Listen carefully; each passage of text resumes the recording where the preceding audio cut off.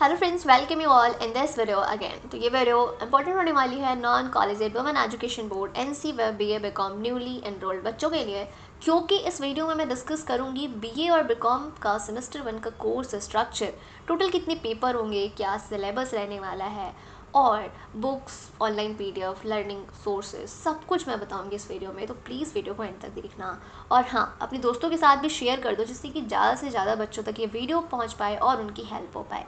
चलो स्टार्ट करते हैं। स्टार्ट करने से पहले मैं आपको चीज़ यहाँ पे क्लियर कर दूँ कि इस वीडियो में हम मेन जो आपका कोर्स होता है, जो कोर कोर्स सब्जेक्ट्स बोलते हैं, उसके अलावा सेक, वैक, AEC, इनके नाम से तो वाकिफ़ हो ही गए होंगे, लेकिन ये क्या होता है ये नहीं समझ पाए होंगे। ओरिएंटेशन में बताया ज़रूर गया होगा, बट फिर भी कुछ को समझ आया होगा, कुछ को नहीं आया होगा। तो मैं बिल्कुल डिटेल में सबको बताने वाली हूँ। और हाँ, किसी एक कॉलेज के लिए नहीं है, सारी जितनी भी 26 कॉलेज की सेंटर्स हैं, सभी कॉलेजेस के लिए सेम है सब कुछ। ठीक है, स्टार्ट करते हैं हम BCom से। सबसे पहले मैंने यहाँ पे ओपन कर लिया है BCom का कोर्स स्ट्रक्चर। इस BCom कोर्स स्ट्रक्चर में अगर हम देखें तो देखो, हाँ, एक चीज़ और क्लियर कर लो कि BCom में प्रोग्राम है, BA में भी प्रोग्राम है, NC वेब में ऑनर्स नहीं होता है। BCom स्ट्रक्चर सेमेस्टर 1 से मतलब है हमें। यहाँ पे हम देख रहे हैं कोर कोर्स, जो मैंने आपको बताया कि जो कोर मेन जो आपके सब्जेक्ट्स होंगे, तो ये आपका है 3 पेपर इसमें कोर कोर्स का। Paper 1 business organisation and management, paper 2 business law, paper 3 financial accounting. ये 3 पेपर आपके हो गए जो कि कोर कोर्स के हैं। इसके अलावा अब आपका है एक जनरल इलेक्टिव का पेपर। जनरल इलेक्टिव में आप इनमें से कोई भी एक सब्जेक्ट चूज कर सकते हैं। ठीक है, तो यहाँ पे आपके टोटल पेपर कितने हो गए? अभी 4 पेपर हो गए। 3 पेपर आपके कोर कोर्स के, ये पेपर के नाम, और एक पेपर आपका जनरल इलेक्टिव, जो भी आप इसमें से चूज करोगे। ठीक है, क्लियर है? ओके, अब हम बात कर लेते हैं BA की। अब BCom वाले अगर ये सोच रहे हैं कि क्या हमारा सेक वैक या फिर AEC नहीं होगा, होगा, मैं बताऊंगी। पहले हम BA के भी जो सब्जेक्ट्स और जनरल इलेक्टिव है वो देख लेते हैं। अब अगर हम बात करें BA प्रोग्राम की, तो देखो BA में ना आपको 2 ऑलरेडी कोर सब्जेक्ट्स मिलते हैं, जैसे कि BA programme political science plus history, या फिर BA programme history plus economics, या फिर इकोनॉमिक्स प्लस पॉलिटिकल साइंस। मतलब 2 सब्जेक्ट्स के कॉम्बिनेशन आपको मिलते हैं। लेकिन इन 2 सब्जेक्ट के कॉम्बिनेशन में भी गेम होता है। यहाँ पे आपको एक मेजर लेना होता है और एक माइनर लेना होता है। अब मेजर और माइनर क्या है? अब देखो, जिसको भी ना, जैसे कि पॉलिटिकल साइंस प्लस हिस्ट्री की बात करें, तो अगर आप पॉलिटिकल साइंस को मेजर लेते हो तो आपको पॉलिटिकल साइंस के 2 पेपर देने होंगे, और अगर हिस्ट्री को एज अ माइनर लेते हो तो वहाँ पे उसका 1 पेपर देना होगा। अब आपको जिस सब्जेक्ट में ज़्यादा इंटरेस्ट है, जिसको आप डीपली पढ़ना चाहते हो, बहुत अच्छे से 2-2 पेपर देना होगा, तो आप ले सकते हो अपने अकॉर्डिंग मेजर और माइनर, चॉइस आपकी है। वैसे तो मैं देख रही हूँ कि कुछ कॉलेजेस में, क्योंकि देखो बच्चों, मैं आपको क्लियर कर दूँ, मेरा रेगुलर से है, ठीक है, NC वेब की जो भी इन्फॉर्मेशन टीचर्स के साथ इंटरेक्शन होने की वजह से, और जो आपके प्रीवियस बैचमेट्स रह चुके हैं उनके साथ इंटरेक्शन होने की वजह से मैं आपको इन्फॉर्मेशन प्रोवाइड कर पा रही हूँ। तो अगर मैं बता दूँ तो अभी ऐसा हो रहा है कि मेजर और माइनर चूज़ का ऑप्शन नहीं दिया जा रहा बच्चों को, वो खुद से ही प्रोवाइड कर रहे हैं कुछ कॉलेज वाले। तो आपको देखना होगा कि आपके कॉलेज में क्या आपको खुद से चूज़ करने का ऑप्शन मिल रहा है, या फिर वो आपको ऑलरेडी आपके ऊपर डाल दे रहे हैं प्रेशर कि नहीं ये मेजर लो और ये माइनर लो। जैसा भी होगा आप उस अकॉर्डिंग देख सकते हो। मेजर होगा तो जिस सब्जेक्ट का भी मेजर है उसके 2 पेपर होंगे, और जिसका माइनर होगा उसका 1 पेपर होगा। ठीक है, अब मैं यहाँ पे बात करूँ तो देखो, पॉलिटिकल साइंस में अगर आप मेजर लेते हो तो पॉलिटिकल साइंस के 2 पेपर होंगे। ठीक है, सेमेस्टर 1 में पेपर 1 आपका ये हो गया, पेपर 2 आपका ये हो गया। अब माइनर में अगर आप सब्जेक्ट लिया है आपने कोई, जैसे कि पॉलिटिकल साइंस प्लस हिस्ट्री अगर कॉम्बिनेशन है, और हमने माना कि हिस्ट्री आपने जब माइनर लिया है, तो अब आपको ये हिस्ट्री का 1 पेपर देना होगा। ठीक है, तो 3 पेपर हो गए टोटल आपकी जो सब्जेक्ट कॉम्बिनेशन है आपका, उससे 2 मेजर से और 1 माइनर से। ये क्लियर है ना? ठीक है, और एक होगा जनरल इलेक्टिव का पेपर। जनरल इलेक्टिव में अगेन आपका भी, इसमें से आप कोई भी एक सब्जेक्ट चूज कर सकते हैं। ठीक है, तो यहाँ पे भी आपके 4 पेपर हो गए सेमेस्टर 1 में। जो BA प्रोग्राम है उनके भी 4 पेपर हो गए, 2 पेपर उनके मेजर सब्जेक्ट से, 1 पेपर उनका माइनर सब्जेक्ट से, और 1 पेपर उनका जनरल इलेक्टिव से। ठीक है, सेम आपका होगा BA प्रोग्राम विथ हिस्ट्री। अगर आप मेजर लेते हो तो हिस्ट्री अगर मेजर है तो 2 पेपर हिस्ट्री के हो गए, और 1 पेपर आपका जो माइनर सब्जेक्ट होगा, जैसे कि एजुकेशन आप में नहीं है और आप में हिंदी नहीं है सब्जेक्ट कॉम्बिनेशन में, तो इनमें से आपको नहीं लेना है।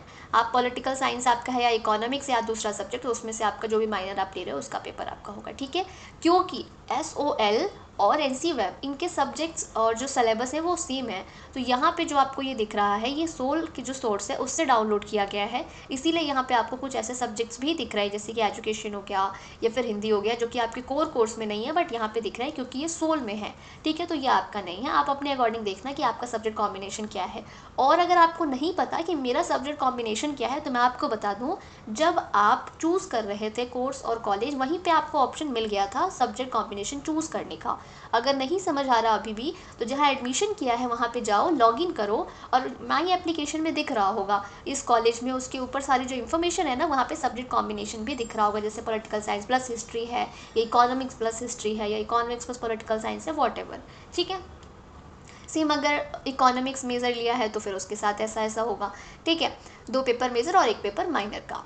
अब हम बात कर लेते हैं सबसे इम्पॉर्टेंट सैक वैक और एईसी क्या है।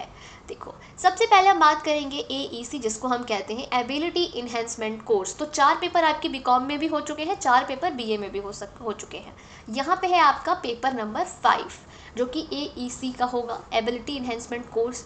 इसमें आपको और देखो, हाँ इसमें ना बहुत ज़्यादा टाइम नहीं लिया जाता है, नॉर्मल इसकी क्लासेस चलेंगी, बहुत कम ही इसकी क्लासेस लगती हैं, बट हाँ इसका भी पेपर होगा और आपकी जो परसेंटेज बनती है, जो आपका सीजीपीए आता है, उसमें ये भी इंक्लूड होता है और इससे भी इफेक्ट पड़ता है, ये ध्यान रखना। ठीक है, इसमें आपको ये कोई भी आप सब्जेक्ट ले सकते हो, जनरली आप इन्वायरमेंटल साइंस लेते हो। ठीक है, फिर आपका ये एईसी हो गया। एईसी के बाद फिर आपका यहाँ पे आता है एसईसी सेक, जिसको पेपर 6 हम कह रहे हैं, स्किल इन्हेंसमेंट कोर्स। इसमें से आपको कोई भी एक इसमें चूज़ करना होगा, जो भी आप चूज़ करना चाहते हैं, चॉइस इज़ कम्प्लीटली योर्स। उसके बाद आपका आ जाता है वैल्यू एडिशन कोर्स, वीएसी वैक, जिसमें आप कोई भी सब्जेक्ट चूज़ कर सकते हो। जनरली साइकोलॉजी बच्चे चूज़ करना पसंद करते हैं, क्योंकि बहुत से ऐसे बच्चे मैंने देखे जिन्हें ह्यूमन माइंड एंड एवरीथिंग पढ़ने का शौक होता है, तो आप साइकोलॉजी चूज़ यहाँ पे वैल्यू एडिशन में कर सकते हो, क्योंकि हाँ क्लासेस तो आपको मिलती ही हैं और पेपर भी देना होता है, तो ये भी ध्यान रखना। तो इस तरीके से अगर हम देखें तो टोटल आप पेपर देख रहे हो कि 7 हो गए, 4 आपके बीकॉम में पहले हो गए थे और 4 आपके बीए में पहले हो गए थे। उसके बाद आपका यहाँ पे एईसी का पेपर 5, देन आपका एसईसी पेपर 6 एंड आपका वीएसी वैक का पेपर 7। तो इस तरीके से बीकॉम और बीए दोनों में ही सेमेस्टर 1 में 7 पेपर कराए जाते हैं। ठीक है, अगर मीडियम की बात करें तो Hindi and English both medium में आपके होते हैं, आपको इसके लिए परेशान बिल्कुल नहीं होना है।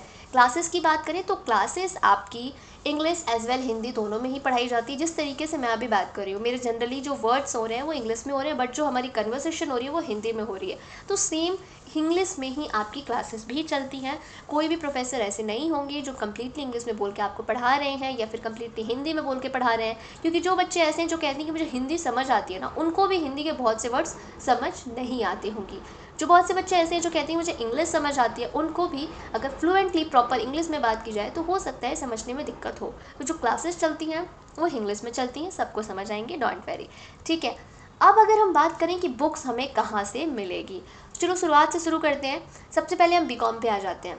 जब आप बीकॉम पे आते हो तो यहाँ पे आप देख रहे हो बिजनेस ऑर्गेनाइजेशन एंड मैनेजमेंट। यहाँ पे आपका जो पेपर 1 है, इसके सामने ये कुछ कोड आपको दिख रहा है, कुछ नंबर्स आपको दिख रहे हैं, है ना। इस नंबर पे जब आप टैप करते हो तो यहाँ पे ये आपका प्रॉपर खुलकर आ गया, यूनिट वाइज कौन कौन से यूनिट हैं। ठीक है, उस यूनिट के अंदर आपको क्या क्या पढ़ना है, तो यहाँ से आप ये सिलेबस अपना देख सकते हो ब्रीफ में, प्रॉपर अच्छे तरीके से। ठीक है, पेपर 1 में क्या क्या पढ़ना है आपको।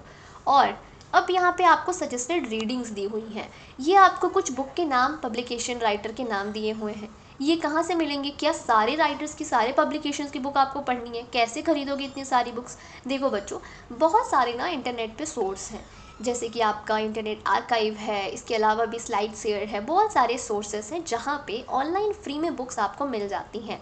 ठीक है, हाँ हो सकता है कि आपको कई सारी पीडीएफ डाउनलोड करनी पड़े, यूनिट 1 के लिए कोई और पीडीएफ, यूनिट 2 के लिए कोई और पीडीएफ।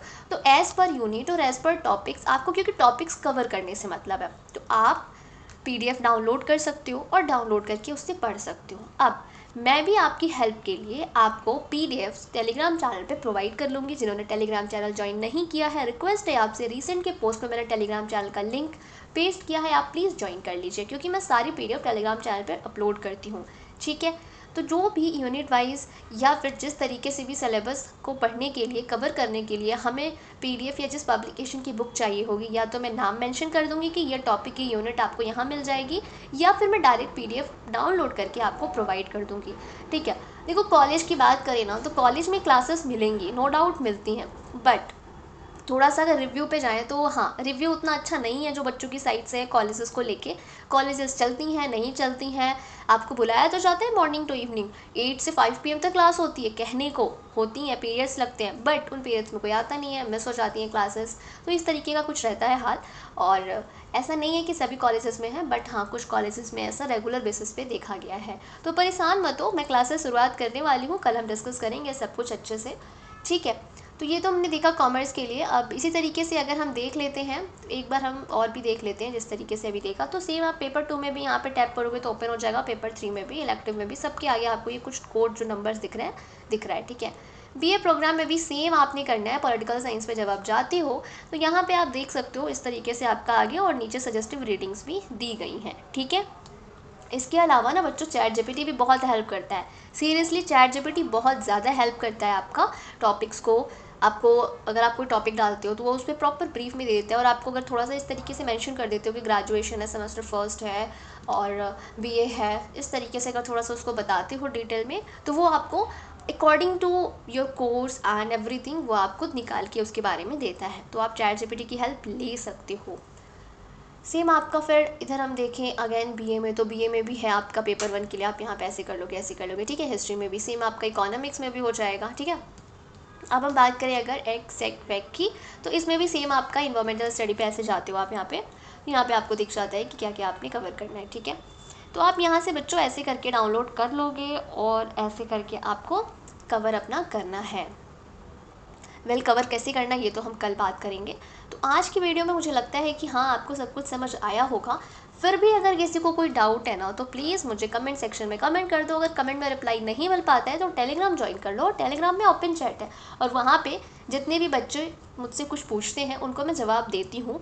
अगर कोई ऐसे हैं जिनको जवाब नहीं मिला तो यहाँ कमेंट में कर दो या टेलीग्राम पे अगेन अगेन मैसेज कर दिया करो, क्योंकि ना बहुत सारे मैसेजेस आते हैं तो आपके मैसेज नीचे चला जाता है तो फिर मैं रिप्लाई नहीं कर पाती हूँ, ठीक है। तो अगर 2 3 4 आज तक नहीं मिल रहे हैं तो आप रिपीट मैसेज कर सकते हो, कोई बात नहीं। वेल इस वीडियो में इतना ही। दोस्तों के साथ शेयर करो वीडियो को